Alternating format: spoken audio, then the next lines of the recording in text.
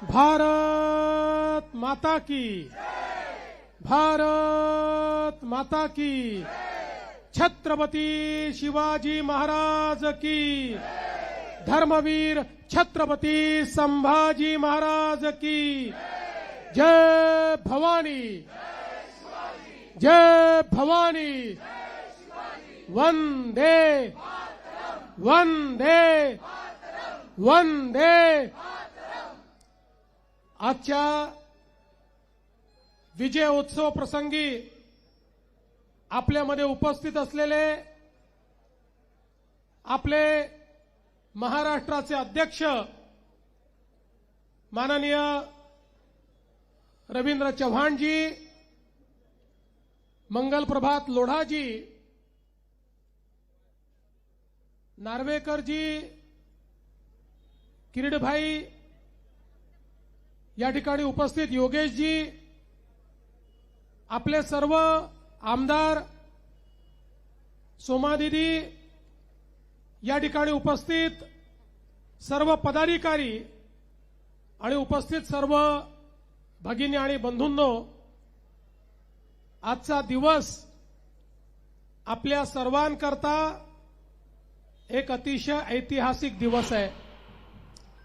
मी बंगालमध्ये जेव्हा गेलो होतो, मला पत्रकार परिषदेमध्ये तिथल्या एका पत्रकाराने विचारलं की ममता दीदी म्हणतात भारतीय जनता पार्टी आणि त्याचे नेते हे बंगालच्या बाहेरचे आहेत, बाहेरचे लोक येऊन या ठिकाणी मतं मागतात, यावर तुमचं मत काय आहे? मी त्यांना सांगितलं, आमच्या भारतीय जनता पार्टीची निर्मिती ज्यांनी केली ते श्यामा प्रसाद मुखर्जी हेच बंगालचे होते। त्यामुळे खरा बंगालचा पक्ष जर कुठला असेल तर तो भारतीय जनता पक्ष आहे। आणि आज बंगालच्या जनतेने दीदींना दाखवून दिलं बंगालचा खरा पक्ष कुठला आहे। आणि बंगालच्या लोकांनी ज्या प्रकारे प्रधानमंत्री नरेंद्र मोदीजींवर विश्वास ठेवून केवळ परिवर्तन नाही, बंगालमध्ये महापरिवर्तन करून दाखवलं। परिवर्तन नाही, महापरिवर्तन। आणि ते इतकं की आता 2/3 मेजॉरिटी बंगालमध्ये भारतीय जनता पक्षाला मिळते आहे। बंगाल असेल, आसाम असेल, पुदुचेरी असेल, हा विजय भारतातल्या जनाजनाचा मोदीजींवर असलेल्या विश्वासाचा विजय आहे। आजही देशामध्ये जनतेला एकच गोष्ट माहिती आहे आणि ती गोष्ट म्हणजे मोदी है तो मुमकिन है, मोदी है, मोदी है।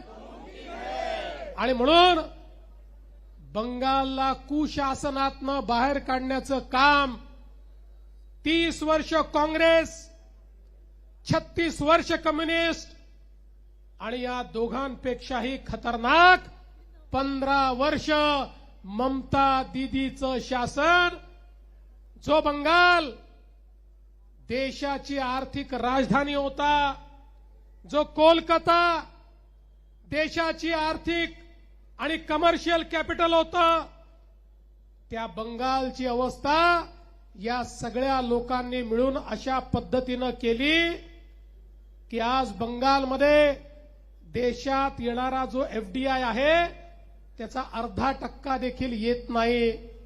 जो बंगाल देशातलं पहिलं औद्योगिक राज्य होतं, त्या बंगालमधनं 7,000 मोठ्या इंडस्ट्रीज बंगाल सोडून चालल्या गेल्या। त्या बंगालची अवस्था ही जंगल राजची अवस्था त्या ठिकाणी झाली। आणि मग त्यात माननीय मोदीजींनी बंगालचं जे विजन मांडलं, ज्या प्रकारे बंगालच्या लोकांच्या मनामध्ये मोदीजींनी आशेचा किरण जागृत केला. एकीकडे दीदीचं कुशासन होतं आणि दुसरीकडे मोदीजींच्या माध्यमातून बंगालमध्ये हजारो कोटी रुपयांची कामं चालली होती. रस्त्यांची कामं, हायवेची कामं, गुंतवणूक, मोठ्या प्रमाणात मेट्रोची कामं. त्यामुळे जनतेला हा विश्वास बसला की कोणी जर परिवर्तन बंगालमध्ये घडवू शकतं तर त्या व्यक्तीचं नाव नरेंद्र मोदीजी आहेत.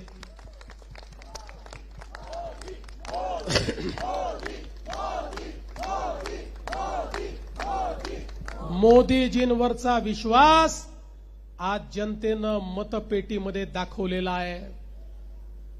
आणि त्यासोबत आपले मास्टर स्ट्रॅटेजिस्ट, ज्यांना आधुनिक राजकारणामध्ये चाणक्य म्हणून ओळखलं जातं, ते अमित भाई शहा यांनी ज्या प्रकारे ही योजना तयार केली आणि अर्थातच आपलं शुभ नेतृत्व, ज्यांनी पक्षाची सूत्र हातात घेतल्यानंतर पहिल्याच निवडणुकीमध्ये आपल्याला प्रचंड मोठा विजय मिळाला, ते आपले अध्यक्ष नितीन नबीनजी, भारतीय जनता पक्षाची सगळी टीम आणि बंगालची देखील आपली टीम, बंगालचे प्रदेश अध्यक्ष असतील, आपले नेते शुभेंदू अधिकारी असतील, या सगळ्या लोकांचं मी मनापासून अभिनंदन करतो. त्यांना मनापासून धन्यवाद देतो. कारण बंगालचा विजय हा केवळ एका राज्याचा विजय नाहीये. बंगालचा विजय हा भारतामध्ये होणारी घुसपैठ, भारतामध्ये होणाऱ्या आतंकवादी कारवाया, भारतावर होणारा हल्ला, या सगळ्या गोष्टीपासून भारताला वाचवणारा हा विजय आहे. ज्या प्रकारे ममता दीदींच्या नेतृत्वातलं सरकार बांगलादेशमधनं घुसपैठीये बंगालमध्ये आणायचं आणि त्या ठिकाणून कागदपत्र बनवून संपूर्ण भारतामध्ये ते जायचे आणि संपूर्ण भारतामध्ये आमचा रोजगार तर ते खायचेच, पण त्याचवेळी भारताच्या एकतेला, अखंडतेला, सार्वभौमतेला, सुरक्षेला धोका निर्माण करायचे. एक प्रकारे बंगाल आओ जाओ घर तुम्हारा और पकाओ खाओ बिर्याणी तो मुर्गा हमारा, अशा प्रकारचं सरकार हे त्या ठिकाणी ममता बॅनर्जींनी दिलं होतं. आज हा विजय भारतातल्या प्रत्येक राष्ट्रवादी शक्तीचा विजय आहे. या भारताला